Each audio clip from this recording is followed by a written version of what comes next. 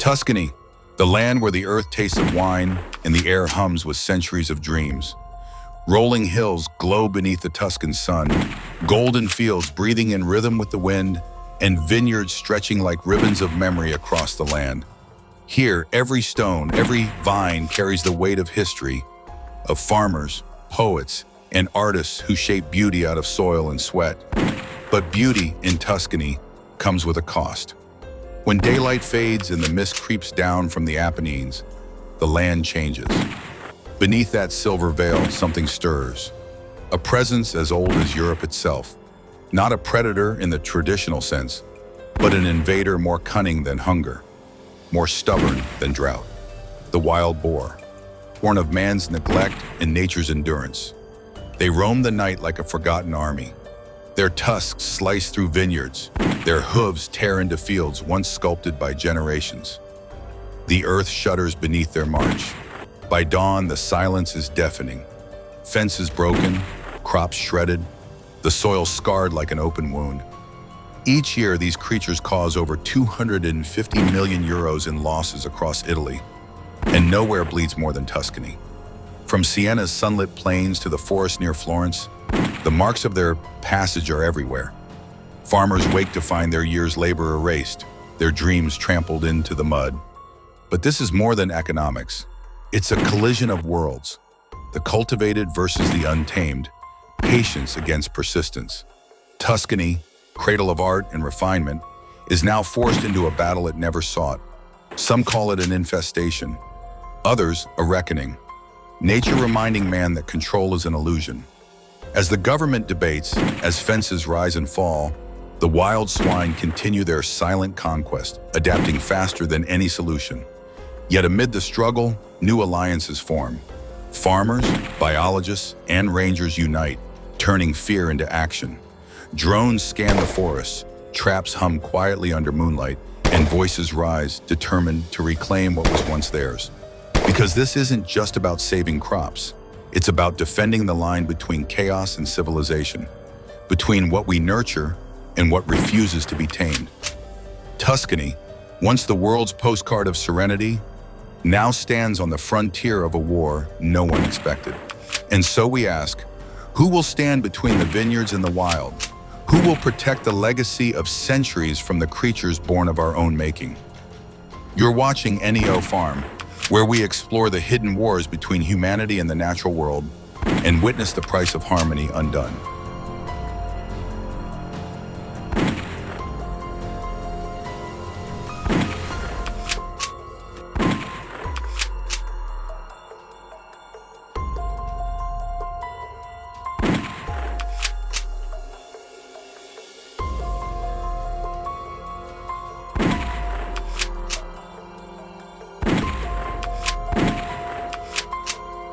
Across Italy, a silent disaster is unfolding.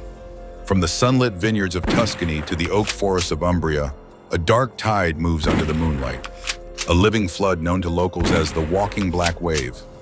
Millions of wild boars, descendants of long-forgotten domesticated stock, now roam free. Over 2.5 million strong, they have spread to nearly every region of the country. Each animal, capable of destroying up to 40 hectares of land in a single year, leaves behind scars that will take decades to heal. But the danger is deeper than ruined harvests. These creatures reshape entire ecosystems, devouring bird eggs, uprooting turtle nests, eroding forest floors, and spreading diseases that threaten both livestock and people. What began as a simple mistake of introduction has become one of Europe's most pervasive biological crises.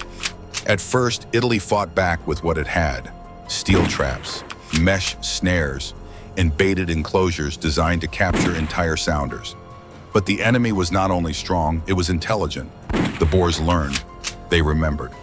Within months, they avoided the traps altogether, turning once effective tools into relics of human overconfidence. Realizing that brute force alone would fail, the people of Italy began to adapt. Farmers joined forces with hunters, rangers, and scientists. What followed was no longer mere resistance. It was coordination, a campaign that blended instinct and innovation.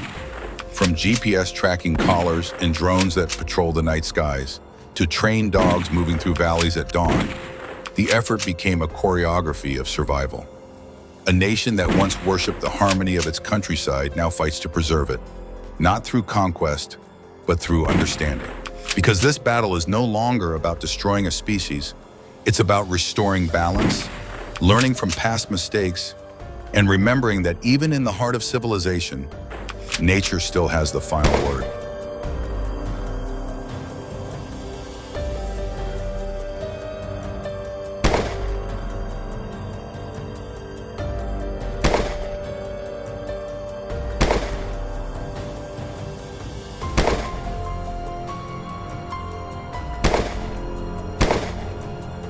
But then a new chapter began.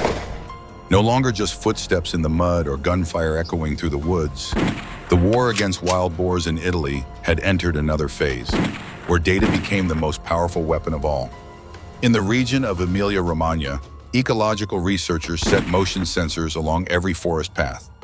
Each time something moved, cameras recorded, and the data was sent directly to satellites. Thousands of videos, millions of data points, all analyzed by artificial intelligence to predict the routes, habits, and breeding zones of each herd. Each heat map was more than an image. It was a living portrait of invasion. Dark red zones spread outward, like open wounds bleeding across the body of Italy. Governments, biologists, and farmers began to move as one unified machine. GPS signals from tagged boars, drone footage streamed to a central command, DNA samples collected from hair, soil, and biological traces. Together, they told a single story of reverse evolution, where a species was learning to understand humans faster than humans could understand them. And in a laboratory in Florence, difficult questions began to emerge. Could this population be controlled through biological hormones? Could a reproductive vaccine be designed to slow their growth without collapsing the ecosystem? Or were humans, once again, repeating the very mistake that unleashed them in the first place? Science and ethics now stood on the same fragile edge. Every decision, no matter how small, could alter the fate of millions of creatures in the lands they claimed. Yet amid the numbers, charts, and surveillance screens, one sound remained immeasurable: the forest breathing. Out there, wild boars still moved quietly through the morning mist. Unaware of research, unaware of data, they simply lived, as their ancestors once did, in the way nature had taught them. And perhaps, right there, humanity finally understood. In every attempt to control nature, the one thing we can never program is life itself.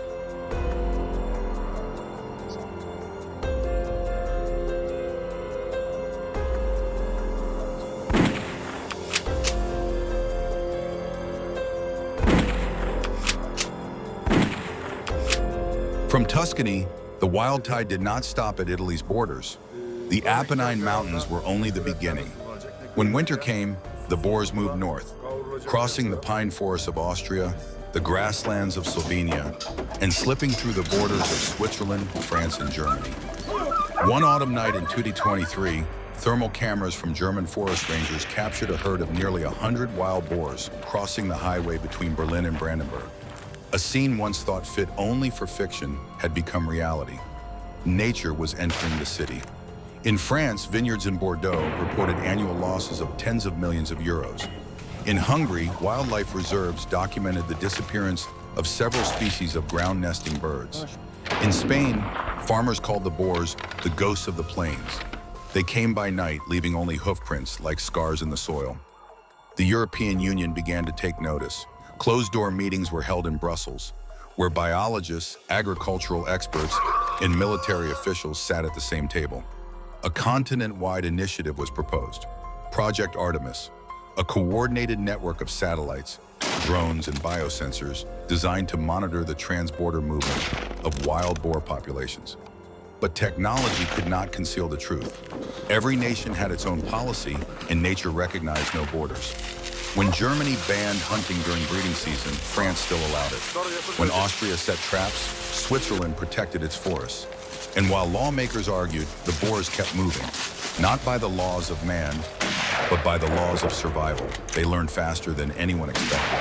They migrated with the seasons, avoided areas patrolled by drones, recognize the hum of engines, even changed routes to stay clear of towns that smelled of gunpowder. Science called it behavioral adaptation.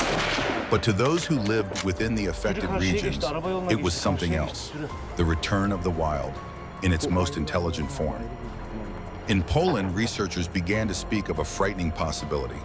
Without effective measures, by 2030, Europe's wild boar population could exceed 50 million.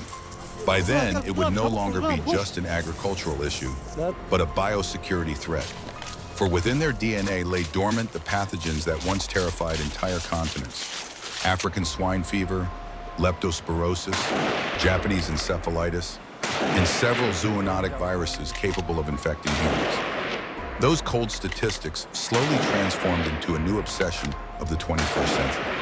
An invasion without armies, without declarations of war, only nature's patience and humanity's mistakes. And so, within the meeting rooms of the EU, one final question echoed like the voice of an age. How do we protect Europe from what nature itself has created?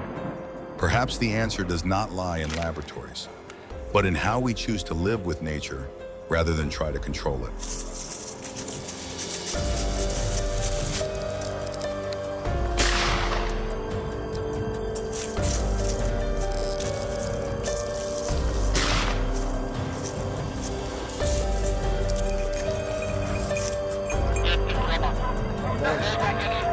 From Tuscany to Tokyo, from the plains of America to the ancient forests of Vietnam, the story of the wild boar is no longer Europe's alone. In Florida, herds of feral hogs have devastated millions of hectares of farmland. In Australia, they've invaded nature reserves, reshaping entire river systems. In Japan, after the Fukushima nuclear disaster, when humans abandoned the area, it was the wild boars who reclaimed the empty city first. On the world map, the red dots, the places where boars have appeared, spread wider every year. They are more than animals. They are mirrors of adaptation, proof that nature always finds a way back, no matter how many fences humanity builds. Each nation, each land, continues to write its own chapter of this story. Some use drones and AI for surveillance. Some train specialized hunting dogs to protect farms. Some experiment with genetic technology to limit reproduction, and others simply learn to coexist. Because in the end, humanity cannot conquer nature through force, only balance it through understanding. For thousands of years, we have cultivated, domesticated, and defined the world in our own image. But the wild boar, once tamed, then forgotten, has returned to remind us of one truth. Nature never disappears. It only waits for its moment to speak again. And when their footsteps echo through the night, in the forests of Tuscany, across the grasslands of Texas, or along the misty mountains of northwest Vietnam, it is more than the sound of the wild. It is the voice of the earth asking us one timeless question: will humanity choose to control or to coexist?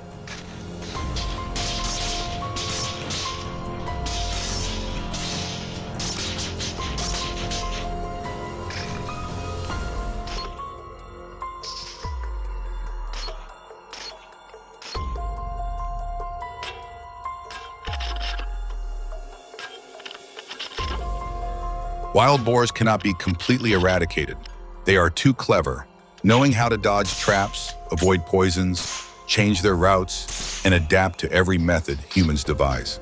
This battle has never been about brute force against weapons. It is a game of wits between humans and the survival instincts of nature. From Tuscany in Italy to Texas, Brandenburg in the South American plains, this invasive species is becoming a global threat.